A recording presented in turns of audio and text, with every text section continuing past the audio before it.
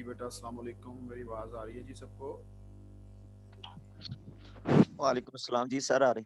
Sir आ रही। चलो, very good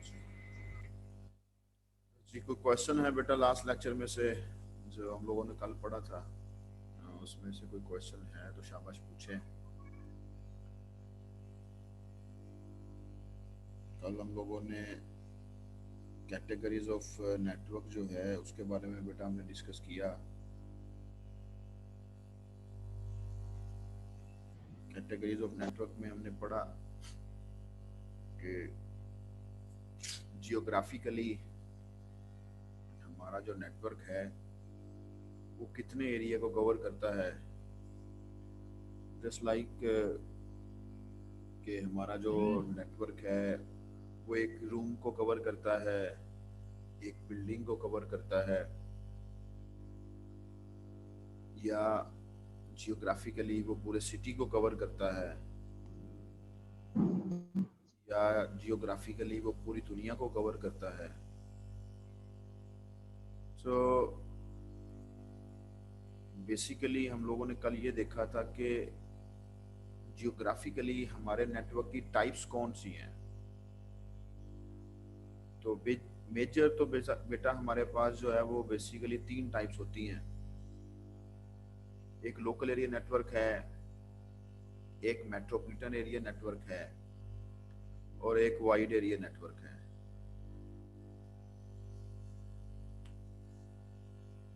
लेकिन इसके अलावा हमारे पास पर्सनल एरिया नेटवर्क भी एक टाइप है। एक हमारे पास क्लस्टर्ड नेटवर्क की एक टाइप है, और एक हमारे पास और टाइप होती है जिसको स्टोरेज एरिया नेटवर्क कहते हैं। स्टोरेज एरिया नेटवर्क की एग्जांपल हम लोग यूं दे सकते हैं कि फॉर एग्जांपल YouTube वाले हैं आपके पास। अब YouTube वालों का एक सिस्टम तो नहीं है, अब उनके पास ह्यूज अमाउंट ऑफ कलेक्शन है, डाटा है, सॉन्ग्स हैं, मूवीज हैं, सब कुछ है, बहुत कुछ है। तो इसका मतलब ये तो नहीं है कि वो सिर्फ एक ही हार्ड डिस्क में स्टोरेज है, ऐसा नहीं है। वो सिर्फ एक हार्ड डिस्क में स्टोर्ड नहीं है, वो बहुत सारी मल्टीपल हार्ड डिस्क में स्टोर्ड होगा। वो आपके पास एक huge amount of storage devices जो हैं, बड़े बड़े रैक्स बने होंगे, उन रैक्स के अंदर स्टोरेज डिवाइसेस पड़ी होंगी, या हो सकता है कि बहुत ज़्यादा हैवी ड्यूटी सिस्टम्स हों जिनके मदरबोर्ड्स जो हैं वो पूरे टेबल जितने मदरबोर्ड्स होते हैं उनके ऊपर आपके पास नंबर ऑफ प्रोसेसर्स लगे होते हैं। आप ये सुपर कंप्यूटर या ब्लेड सर्वर जो हैं, ब्लेड सर्वर्स, ये आप सिंपल एक सर्वर मशीन के बारे में देखेंगे ना नेट से, तो आप देखेंगे कि उसका साइज जो है ना वो थोड़ा सा बड़ा होता है आपके पर्सनल कंप्यूटर के साइज से। उसकी रीजन क्या है कि उसकी जो स्पेसिफिकेशंस होती हैं, उसकी जो स्पेसिफिकेशन होती है वो एक पर्सनल कंप्यूटर से हटके होती है।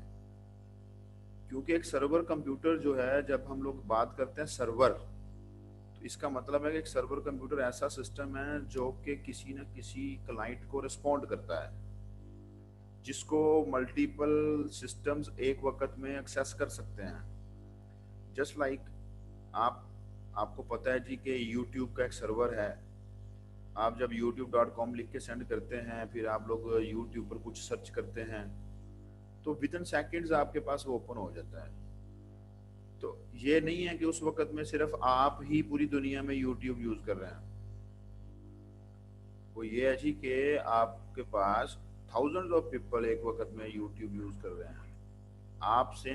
आप सब लोग एक लैब में बैठ जाएं और वहाँ आप अपने सिस्टम को यूज करते हुए youtube.com की रिक्वेस्ट सेंड करेंगे ना, या आप YouTube से कुछ सर्च करेंगे, तो वो फौरन से सबके पास सेम टाइम पे ओपन हो जाता है। इसका मतलब है कि कितना स्पीडी वो सर्वर है YouTube का, कि आप सबको सेम टाइम पर वो रिस्पॉन्ड कर रहा है। ठीक है जी, उसकी कैपेबिलिटी चेक करें जरा, जस्ट टू इमेजिन कि हो क्या रहा है। सो हमारे पास ये जो स्टोरेज एरिया नेटवर्क होता है, ये अपनी जो स्टोरेज डिवाइसेस हैं या डिफरेंट सिस्टम जो हैं उनको कनेक्ट करके एक नेटवर्क बना दिया जाता है। तो हो सकता है कि आप एक सॉन्ग सुन रहे थे, वो किसी एक स्टोरेज डिवाइस में पड़ा हुआ है, तो आपने किसी दूसरे के लिए गूगल कर लिया या मतलब सर्च कर लिया, या आपने उसके किसी दूसरे लिंक पर क्लिक कर दिया, तो हो सकता है वो किसी और स्टोरेज डिवाइस में पड़ा हो। तो ये स्टोरेज डिवाइसेस जो हैं, ये जिस स्टोरेज डिवाइसेस से मुराद आपकी स्टोरेज डिवाइसेस जस्ट नहीं, मतलब विद रिलेटेड टू सिस्टम्स, जिन सिस्टम में वो एग्जिस्ट करती हैं वो सिस्टम्स आपस में कनेक्ट होते हैं, तो बैकएंड पे एक स्टोरेज एरिया नेटवर्क बन जाता है। तो these are the different categories, these are the different types of network जिनके बारे में हमने कल देखना शुरू किया था, पढ़ना शुरू किया था। कल मैंने आपको एक चीज बोली थी कि आपने पढ़ के आना है, that is ISP, internet service provider. Hope so कि आपने इसके बारे में पढ़ा होगा। अगर आपने इसके बारे में पढ़ा है सबने, या जिसने भी पढ़ा है, तो थोड़ा सा मुझे बता दें आईएसपी के बारे में।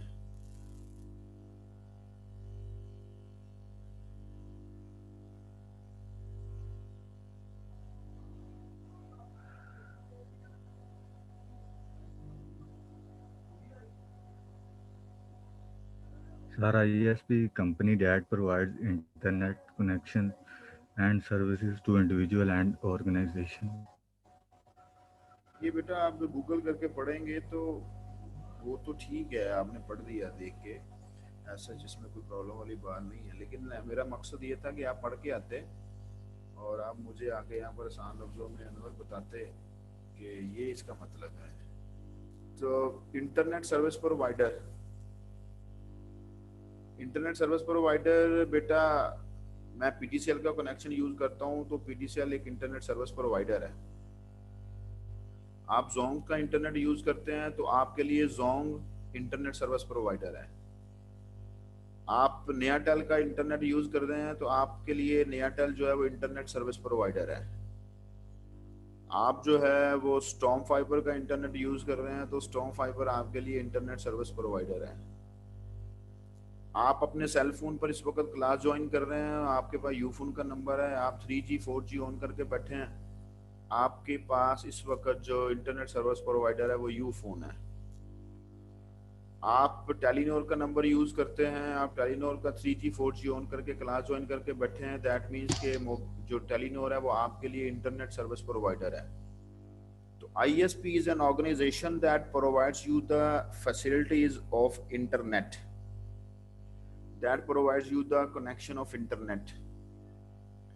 तो इंटरनेट सर्विस प्रोवाइडर जो है ना, ये भी डिफरेंट टाइप्स के होते हैं। एक इंटरनेट सर्विस प्रोवाइडर हो सकता है वो सिर्फ आपको इंटरनेट की फैसिलिटी प्रोवाइड कर देता है, जस्ट कनेक्शन प्रोवाइड कर देता है, जैसा कि हम लोग यूज करते हैं जी। सिर्फ हमें उन्होंने पीटीसीएल वालों ने है ना जी इंटरनेट की सर्विस दे दी, अब हम इंटरनेट को यूज कर रहे हैं। एक इंटरनेट सर्विस प्रोवाइडर हो सकता है वो आपको कहता है जी कि आप इंटरनेट भी यूज कर रहे हैं जो हम आपको दे रहे हैं, हमारे पास दूसरी सर्विसेज भी हैं कि आप, हमारे पास सर्वर्स की फैसिलिटीज भी हैं कि आप अपनी कोई वेबसाइट होस्ट करना चाहते हैं हमारे सर्वर में तो आप वो भी कर सकते हैं। आप हमारे पास कोई फाइल सर्वर की फैसिलिटीज लेना चाहते हैं तो हम आपको वो भी प्रोवाइड करेंगे। आप हमारे पास मेल सर्वर्स की कोई फैसिलिटी लेना चाहते हैं तो हम आपको वो भी प्रोवाइड करेंगे। तो हमारे पास जो ISP होता है बेटा, इंटरनेट सर्विस प्रोवाइडर, एक ऐसी ऑर्गेनाइजेशन जो कि आपको इंटरनेट की सर्विस प्रोवाइड करती है। तो होता यह है कि इंटरनेट की सर्विस जो प्रोवाइड होती है ना, ये नेशन वाइड नेशनल ISP होती है। एक होती है नेशनल ISP, नेशनल ISP से फिर हमारे पास बन जाती है रीजनल ISPs, रीजनल ISP से हमारे पास फिर वो इलाके की शक्ल में आ जाती है और एट द एंड जो है वो हम तक इंटरनेट का कनेक्शन पहुंच जाता है। तो अब आप लोग खुद देखें कि आप लोगों को पता होगा, आप लोगों ने सुना होगा कि पाकिस्तान जो है वो कराची के थ्रू पूरी दुनिया के साथ कनेक्टेड है।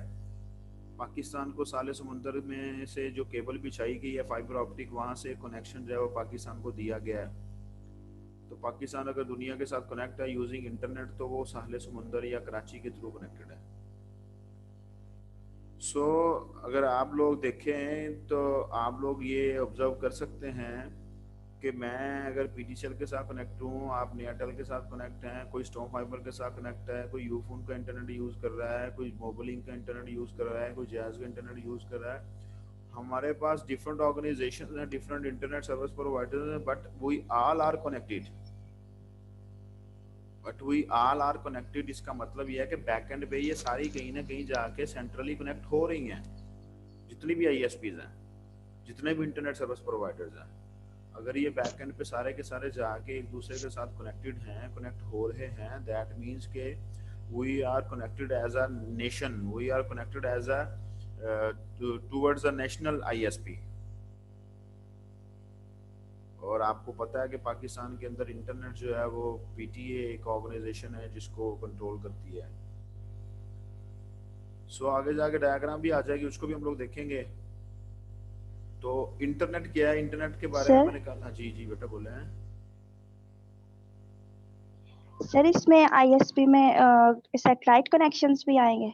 जी सैटेलाइट कनेक्शन तो बेटा एक कह लें जी कि एक तरीकाकार है just to connect one place to another place.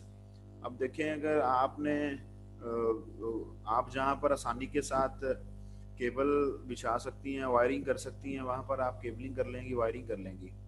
Satellite तो आपको कनेक्ट करने का एक जी तरीकाकार है सर। ना। ठीक है जी। मतलब कि आप जी देखेंगे अगर हम लोग अमेरिका में जी कोई सर। इवेंट चल रहा है तो जियो वाले जो हमें अमेरिका का इवेंट जो अभी ये जो बाइडन की हलफबरदारी हुई है तो हमें न्यूज़ में दिखा रहे थे, सारे टीवी चैनल जो हैं वो हमें दिखा रहे थे, न्यूज़ चैनल जो हैं। जी तो वहाँ से अगर कोई इवेंट पाकिस्तान में ब्रॉडकास्ट हो रहा है तो बेटा वो वहाँ से कोई केबल तो नहीं ना बिछाएगी पाकिस्तान तक, या कुछ ऐसे एरियाज आ जाते हैं जहाँ पर केबलिंग करना जी मुश्किल सर। हो जाती है, वहाँ पर फिर वो सैटेलाइट सिस्टम यूज़ किए जाते हैं। ठीक है। तो सैटेलाइट कंपोनेंट जी हो सर। सकता है जी एक नेटवर्क को कनेक्ट करने का। तो क्लियर है बेटा? जी जी सर। चले। तो कल हमने इंटरनेट के बारे में थोड़ी डिस्कशन की थी, आज हम लोग इसके बारे में, उसने डेफिनेशन हमारे सामने लिखी हुई है कि इंटरनेट क्या होता है, तो थोड़ा सा इसको देखने की कोशिश करते हैं, हमें भी हमें कुछ समझ आ जाए। Internet has revolutionized many aspects of our daily life। Aspect कहते हैं बेटा फीचर को कह लें। फॉर एग्जांपल मैं जो है वो टीचिंग करता हूँ तो टीचिंग मेरी लाइफ का एक एस्पेक्ट है। मैं क्रिकेट खेलता हूँ तो क्रिकेट खेलना मेरी लाइफ का एक एस्पेक्ट है। मैं मूवीज देखता हूँ तो मूवीज देखना मेरी लाइफ का एक एस्पेक्ट है। मैं कोई भी काम करता हूँ, those are the different aspects of my life.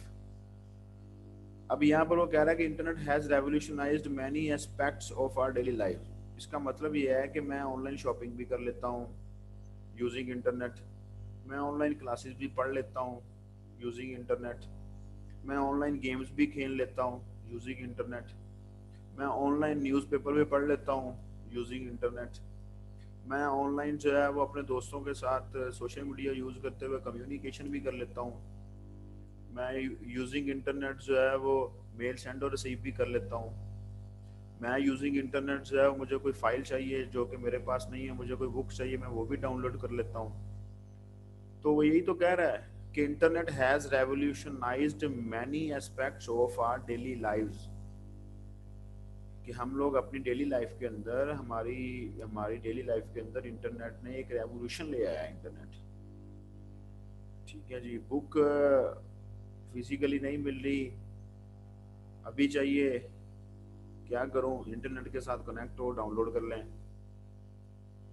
ठीक है।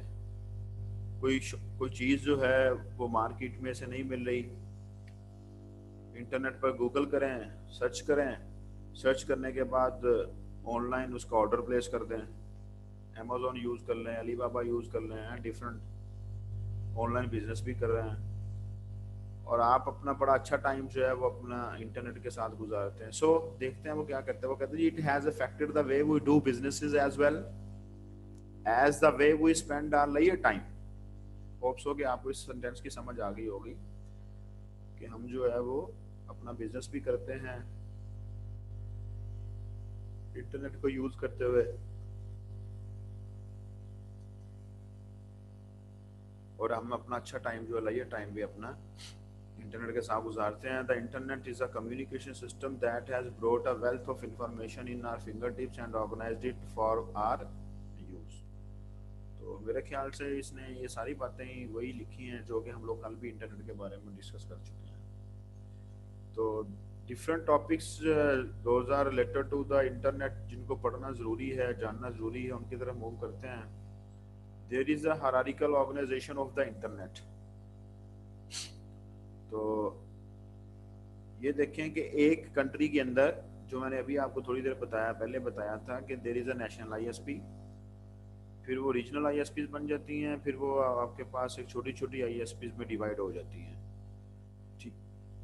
ठीक है जी। तो फिर इस तरह देखें कि अगर आप ये डायग्राम को समझने की कोशिश करें जो कि अभी हम लोग थोड़ी देर पहले डिस्कस करके आए थे, तो वी कैन अंडरस्टैंड, हमें कोई मुश्किल नहीं आनी चाहिए इसमें कि आपके पास पूरा कंट्री जो है वो यूजिंग दिस हायरार्की आपस में कनेक्ट हो जाएगा। पूरे कंट्री के अंदर जितने भी लोग इंटरनेट यूज़ कर रहे हैं वो इस हायरार्की के थ्रू कनेक्ट हो जाएंगे। ठीक है जी। इसी तरह ये तो एक नेशनल आईएसपी थी ना, ये डिफरेंट कंट्रीज की नेशनल आईएसपीज हैं। ठीक है। या हो सकता है कि एक ही कंट्री के अंदर आपके पास मल्टीपल आईएसपीज हों, तो ये एक नेशनल आईएसपी है, ये दूसरी नेशनल आईएसपी है, ये एक थर्ड नेशनल आईएसपी है। तो ये सारी एट द एंड, लेकिन ये है कि हमें पता है कि ये एट द एंड हमारे पास जो है वो आपस में कनेक्टेड हैं। अगर कनेक्टेड होंगी तो ही हम लोग कम्युनिकेशन कर रहे हैं ना। कोई आप में से कोई 2-3 लोग बता दें कि वो कौन कौन सा कनेक्शन यूज कर रहे हैं इंटरनेट का, कोई 2-3 लोग।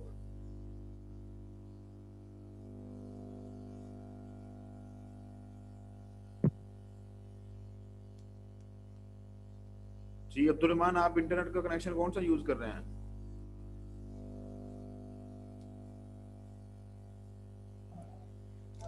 सर समझ नहीं आई आपकी बात की।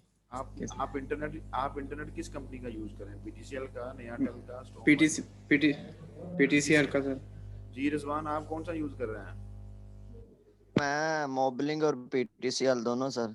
मोबलिंक भी यूज कर रहे हैं, पीटीसीएल भी यूज कर रहे हैं। जी कोई आप में से ऐसा स्टूडेंट है जिसने स्टॉर्म फाइबर का कनेक्शन लगवाया हुआ है? जी सर लगवाया हुआ है। जी कोई ऐसा स्टूडेंट है जिसने नयाटेल का कनेक्शन लगवाया हुआ है?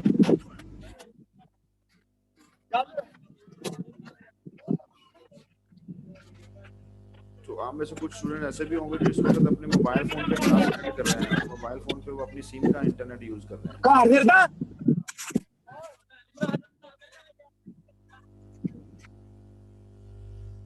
ये कौन है? उमैर, क्लास वाला ही है आपका?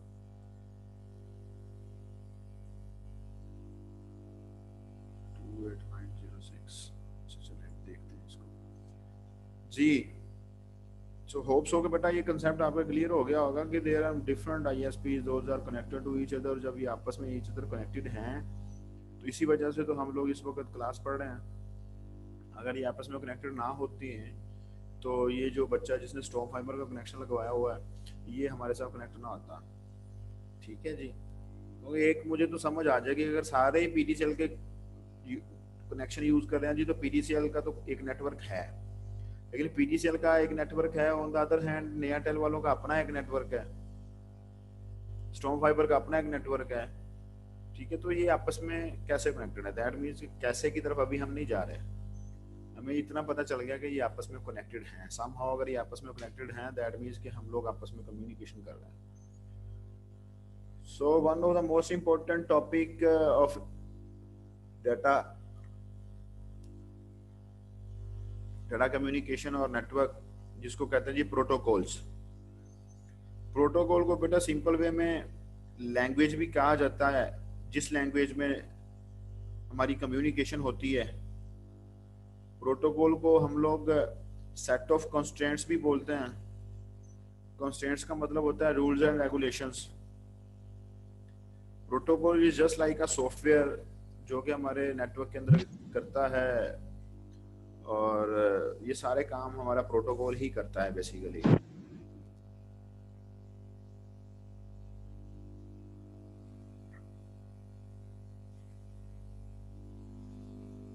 अगर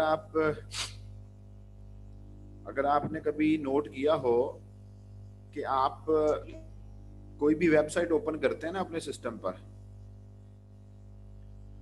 अपने किसी भी ब्राउजर पर, तो जब आप वेबसाइट ओपन करते हैं ना तो वेबसाइट के लेफ्ट साइड पर HTTPS लिखा आता है, hyper text transfer protocol S। Note किया कभी आपने HTTPS लिखा आता है कोई भी वेबसाइट ओपन करें तो? जी सर। अगर Yes, नोट sir. किया है तो ठीक है, अगर Yes, नोट sir. नहीं किया तो आज नोट करना है आपने। आप कोई भी वेबसाइट ओपन करेंगे ना, वेबसाइट ओपन करके आपने उसके एड्रेस पे क्लिक करना है।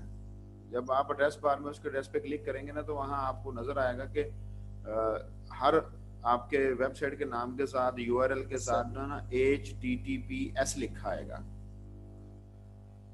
HTTPS बेटा hyper text transfer protocol secure के नाम से एक प्रोटोकॉल है that is responsible to transfer hypertext from one system to another system। अब आपका जो HTTPS है ना, यही एक ऐसा प्रोटोकॉल है जो कि आपका वो जो वेब पेज आपके सामने ओपन होता है ना, वो वहां से ट्रांसफर करके आपके सिस्टम तक लेके आता है। तो कैसे लेके आता है, इसकी क्या डेफिनेशन है HTTPS की, ये सेपरेट थिंग है। अभी हम लोग प्रोटोकॉल्स के बारे में डिस्कस करेंगे कि प्रोटोकॉल होते क्या हैं।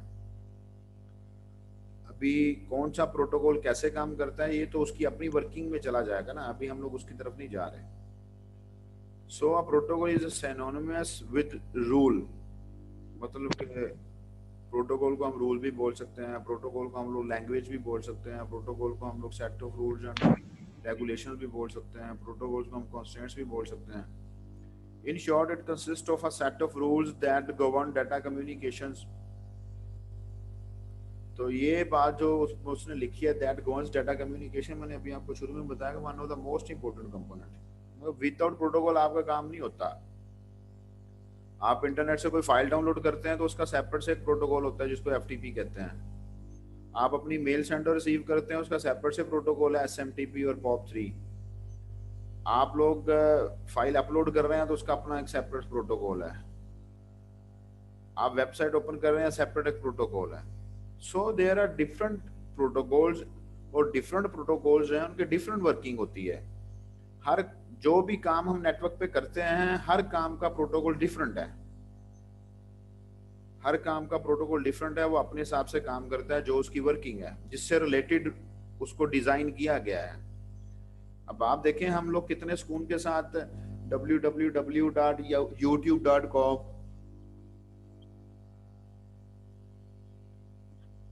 हम ये लिखते हैं, लिख के हम लोग सेंड कर देते हैं और फौरन से वो youtube.com हमारे सामने ओपन भी हो जाती है। लेकिन क्या आपके सिस्टम में कोई ऐसा आदमी बैठा हुआ है जो कि आपकी youtube.com की रिक्वेस्ट को लेके गया और फिर कुछ टाइम तक वापस भी ले आया youtube.com को पकड़ के? ऐसा तो कुछ भी नहीं है। ऐसा कैसे हो सकता है कि मेरे सिस्टम में आदमी बैठा हो? या ना ही मैंने बताया अपने सिस्टम को भाई कि इसको ओपन कैसे करना है। हम बड़े सुकून के साथ कहते हैं जी कि www.youtube.com, बैठ जाते हैं सुकून के साथ और विद इन सेकंड वो ओपन हो जाती है। भाई कैसे ओपन हो गई है? कौन इसको मेरी रिक्वेस्ट को लेके गया? कौन मेरी रिक्वेस्ट को फुलफिल कर रहा है? ठीक है, you are a client, you are communicating with the server. उस सर्वर के साथ जिसके साथ आप कम्युनिकेशन कर रहे हैं, वो कैसे पॉसिबल है जी? यहाँ से रिक्वेस्ट गई, फिर रिक्वेस्ट फुलफिल होके आपके पास आ रही है, फिर आप जी सॉन्ग सुन रहे हैं, आप ऑनलाइन सॉन्ग सुन रहे हैं, सॉन्ग तो उधर पड़ा हुआ है सिस्टम में, आपके सिस्टम तक वो कैसे पहुंच गया जी? आपके सिस्टम तक वो कैसे पहुंच गया? आपके सिस्टम पे वो पहुंच के अगर प्ले हो रहा है तो कैसे प्ले हो रहा है? कि बैकएंड पे क्या मैकेनिज्म है? ये सारा काम प्रोटोकॉल्स ही करते हैं। प्रोटोकॉल की बेसिकली 3 रिस्पॉन्सिबिलिटीज होती हैं: what to do, how to do and when to do. उसने लिखा भी हुआ है, it determines what is communicated, how it is communicated and when it is communicated. कि ये हमारे पास जो है एक अब क्या करता क्या है, कैसे करता है और इस कब करना है। व्हाट इज कम्युनिकेटेड से मुराद आप फाइल डाउनलोड कर रहे हैं, या आप कोई वेब पेज एक्सेस कर रहे हैं, या आप मेल सेंड कर रहे हैं, या आप ऑनलाइन गेम खेल रहे हैं। ये डिफरेंट टास्क है ना। तो जब आप मेल ओपन कर रहे हैं तो डिफरेंट प्रोटोकॉल होगा, उसको पता है कि क्या करना है। जब आप ऑनलाइन गेम खेल रहे हैं तो डिफरेंट प्रोटोकॉल होगा, उसको पता है क्या करना है। जब आप वेब पेज ओपन कर रहे हैं तो डिफरेंट प्रोटोकॉल है, उसको पता है कि क्या करना है।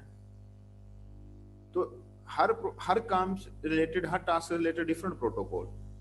फिर उसको पता है कि मैंने कैसे वेब पेज को वहां से ओपन कर ट्रांसफर करना है आपके सिस्टम तक। उसको पता है कि मैंने कैसे फाइल को डाउनलोड करना है एक फलाने सिस्टम से आपके सिस्टम तक। आप सॉन्ग्स डाउनलोड करते हैं, मूवीज डाउनलोड करते हैं, आपने तो कभी भी नहीं बताया भाई कि ऐसे डाउनलोड करो, लेकिन वो करता है। उसका बैकएंड पे एक सेपरेट सॉफ्टवेयर, उसको पता है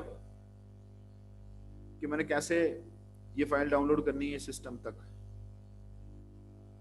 फिर when it is communicated means when to do. When to do से मुराद बेटा ये है कि एक स्पेसिफिक टाइम है ना, ठीक है।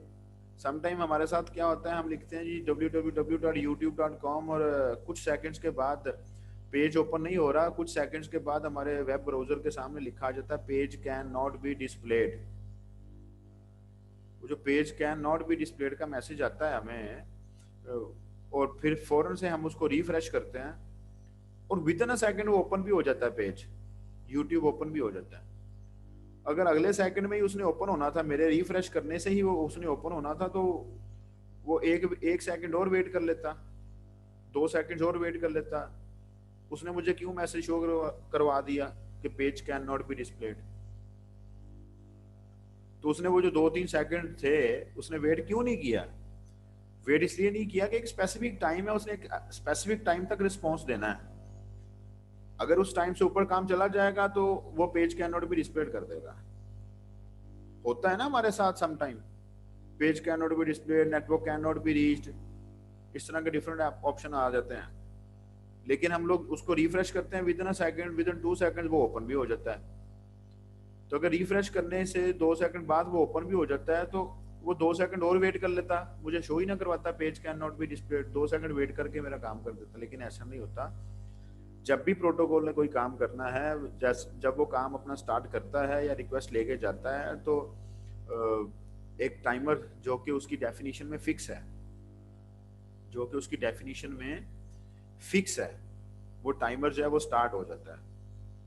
वो अगर वो जो टाइमर फिक्स है उसकी डेफिनेशन के अंदर, प्रोटोकॉल की डेवलपमेंट के अंदर, प्रोग्रामिंग के अंदर, उसकी डेफिनेशन में वो फिक्स टाइम जब खत्म हो जाता है तो वो आपको कह देता है page can not be displayed. वो उसके बाद वेट नहीं करेगा। अदरवाइज अगर टाइमर ना होता, टाइमिंग मैटर ना करती, तो फिर क्या होना था? फिर आप हो सकता था समटाइम आप आधा घंटा ही वेट करते रहते, प्रोसेसिंग हो रही है जी, मैंने youtube.com ओपन करने के लिए कहा हुआ, प्रोसेसिंग हो रही है, अभी तक मुझे रिस्पॉन्ड नहीं आया कोई भी। ज्यादा से ज्यादा आप क्या करते, 1-2-3 मिनट वेट करने के बाद आप भी रिफ्रेश कर देते। लेकिन बजाय इसके कि आप 1 मिनट 2 मिनट वेट करते, कुछ सेकंड्स के बाद उसने खुद ही आपको बता दिया page can not be displayed. तो there are basic responsibilities of protocol, that is what to do, how to do and when to do। उसने यहाँ उसको इस तरह लिखा हुआ है, what is communicated, how it is communicated and when it is communicated। Same ही बात है, क्या करना है, कब करना है, कैसे करना है, कब करना है। The key elements of a protocol are syntax, semantics and timing। syntax क्या, syntax कहते होते हैं स्ट्रक्चर को, सिमेंटिक्स कहते होते हैं उसके अंदर जो कंटेंट्स हैं उसका मतलब क्या है, और टाइमिंग कहते हैं कि कब करना है। ये सिंटैक्स कहते हैं स्ट्रक्चर को, सिमेंटिक्स कहते हैं उसके अंदर जो कंटेंट्स हैं, उसके अंदर जो डाटा है, उसके अंदर जो बिट वाइज सारा कुछ लिखा हुआ है उसका मतलब क्या है, और टाइमिंग कहते हैं जो टाइम है, जो काम करने का वक्त है जो उसको रिक्वायर्ड है। सो एलिमेंट्स ऑफ अ प्रोटोकॉल, अभी मैंने आपको बताया 3 एलिमेंट्स हैं जी। सिंटैक्स जी, रोमी बेटा क्वेश्चन है आपको कोई? You raised your, yes sir. बेटा बोले। सर एपीआई को हम प्रोटोकॉल कह सकते हैं? बेटा एपीआई तो हमारे पास बेटा एक डिफरेंट चीज है, एप्लीकेशन प्रोग्रामिंग इंटरफेस है। ये डिफरेंट लैंग्वेजेस जो हैं वो आप लोगों को फैसिलिटीज प्रोवाइड कर देती हैं कि अगर आपने किसी दूसरी लैंग्वेज की एपीआई यूज करनी है तो ये तो आप डिफरेंट एपीआईज को यूज करते हुए किसी का काम जो है वो अपने प्रोग्राम में, अपने सॉफ्टवेयर के अंदर एम्बेड कर लेते हैं। ऐसे ही करते हैं ना हम लोग जी, गूगल की यस सर। यूज कर लें या फलानी एपीआई यूज कर लें, फलानी एपीआई यूज कर लें। ठीक है, तो ये हम उसको प्रोटोकॉल आप किसी लेवल पे कह सकते हैं, क्योंकि प्रोटोकॉल का काम भी हमारे पास ये होता है कि सॉफ्टवेयर ही होता है, लेकिन वो as it is completely protocol की डेफिनेशन को फुल नहीं करता, क्योंकि what to do, how to do, when to do, ये नहीं है उसके अंदर। ये तो हम लोग जब उसको कंपाइल करेंगे वो काम करेगा, जब कंपाइल नहीं करेंगे वो काम नहीं करेगा। ठीक है जी। जी उसका मतलब और है, इसका मतलब और है। उसकी वर्किंग, उसको और वर्किंग के लिए यूज किया जाता है, इसको और वर्किंग के लिए यूज किया जाता है। ठीक है जी। जी सर। तो सिंटैक्स का मतलब है जी स्ट्रक्चर और फॉर्मेट ऑफ द डाटा। तो अभी मैंने आपको ये बता के आया था कि सिंटैक्स होता है आउट फॉर्म, आउटर फॉर्म में स्ट्रक्चर है। जस्ट लाइक अगर आप एक लेटर लिखते हैं अपने किसी फ्रेंड को, तो एक लेटर लिखने का एक स्ट्रक्चर होता है कि उसकी एक साइड पर आप लोग जो है वो सेंडर की इंफॉर्मेशन लिखते हैं, दूसरी साइड पे आप रिसीवर की इंफॉर्मेशन लिखते हैं। लेकिन अब जब आप लोग ये किसी शादी वगैरह के इवेंट पर अपने दोस्त को पैसे दे के आते हैं और एनवेलप में डाल के, तो वहां पर आप लोग सिर्फ उसका अपना एक स्ट्रक्चर है कि आप सिर्फ उस पर अपना नाम लिख देते हैं, फ्रॉम। वहां पर आपने ये नहीं लिखना होता कि फ्रॉम, और पूरा एड्रेस नहीं लिखना होता, जस्ट में आप फ्रॉम अपना नाम लिखते हैं और उसको दे देते हैं। लेकिन ऑन द अदर हैंड जब आप कोई दूसरा नॉर्मल लेटर लिखते हैं किसी अपने दोस्त को, तो उसकी एक साइड पे सेंडर होता है, सेंडर की पूरी इंफॉर्मेशन है, और दूसरी साइड पे रिसीवर की पूरी इंफॉर्मेशन है। तो हर प्रोटोकॉल का अपना एक सिंटैक्स होता है, उसने अपने हिसाब से काम करना होता है, उसकी अपनी अपनी चीजें हैं सारी, क्या उसको क्या क्या रिक्वायर्ड है फॉर इट्स वर्किंग, वो सारी चीजें फुलफिल होती होंगी तो अपना काम करेगा, अदरवाइज नहीं करेगा।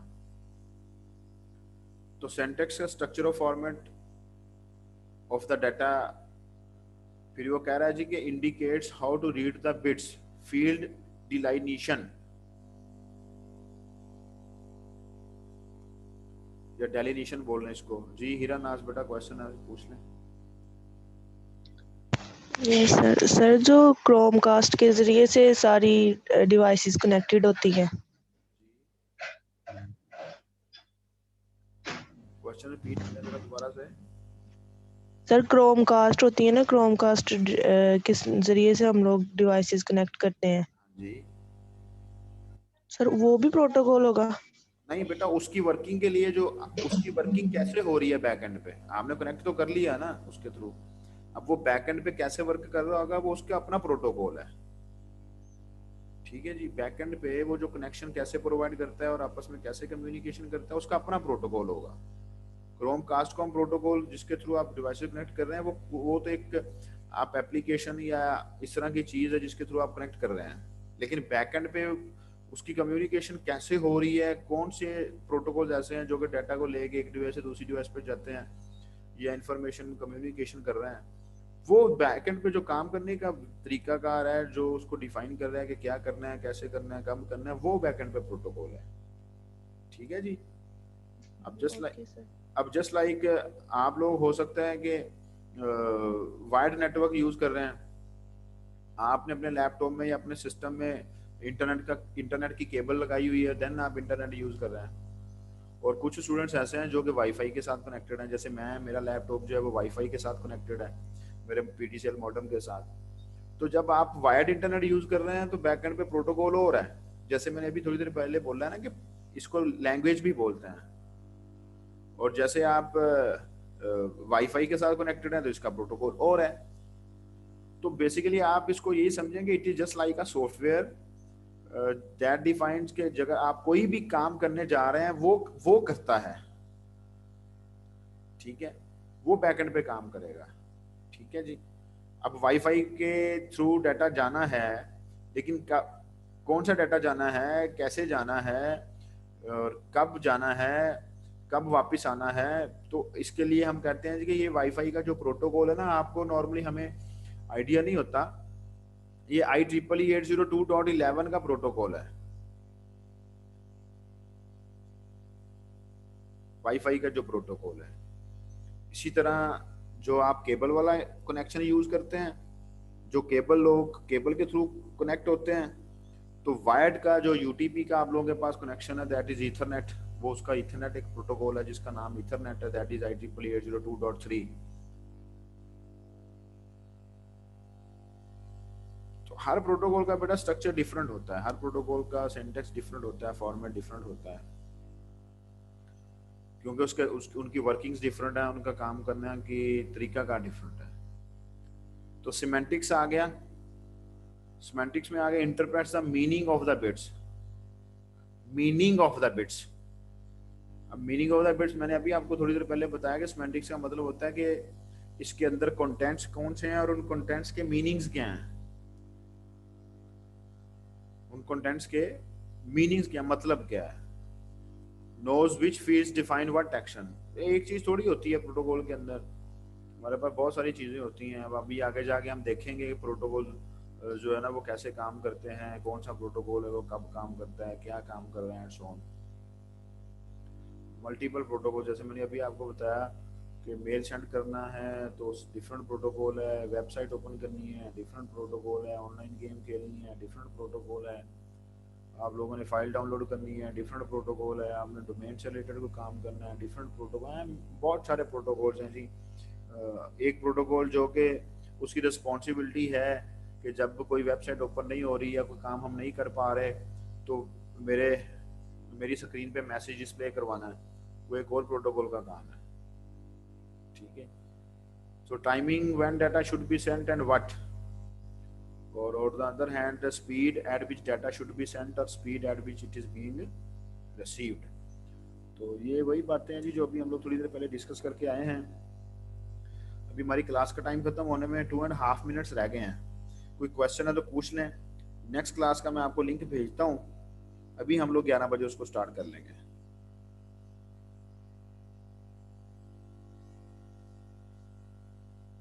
सर जी सर हाइब्रिड टोपोलॉजी की डिफाइन कर दें थोड़ी सी। हाइब्रिड, बेटा हाइब्रिड का मतलब होता है कम्बिनेशन ऑफ टू थिंग्स, है जी। और कम्बिनेशन ऑफ टू थिंग्स जो हाइब्रिड टोपोलॉजी है, hybrid topology is basically the combination of star and बस टोपोलॉजी, ठीक है। Hybrid topology is star and बस टोपोलॉजी। बस टोपोलॉजी पढ़ा था ना हमने, एक स्टार टोपोलॉजी भी पढ़ी है हमने। हाइब्रिड टोपोलॉजी जो है वो बस और स्टार टोपोलॉजी का कॉम्बिनेशन है बेटा, दैट्स व्हाई उसको हाइब्रिड टोपोलॉजी कहते हैं। जी सर, थैंक यू। जी कोई और क्वेश्चन? जी दानियाल आपकी आवाज नहीं आई ठीक से। सर इसको ट्री टोपोलॉजी भी कह सकते हैं? हाँ जी, हम इसको ट्री टोपोलॉजी भी कह लेते हैं, हाइब्रिड टोपोलॉजी को। तो अभी फिजिकली क्लासेस स्टार्ट हो जाएंगी 1 फेब से, तो फिर यूनिवर्सिटी में जब हम फिजिकली ऑन कैंपस क्लासेस पढ़ेंगे तो वहाँ पर फिर ये होता है व्हाइट बोर्ड को यूज़ करके उसकी डिफरेंट फॉर्म में आपको दिखाएंगे कि इसका ट्री कैसे बनता है। जी बेटा नेक्स्ट क्लास का अभी मैं लिंक भेजता हूँ आपको विद इन 4-5 मिनट्स, तो फौरन ही हम उसको स्टार्ट कर लेंगे, ठीक है। वो फिर हम लोग थोड़ी देर तक फिर हम उसको ख़त्म भी कर देंगे जल्दी से, ठीक है जी। अल्लाह हाफ़िज़।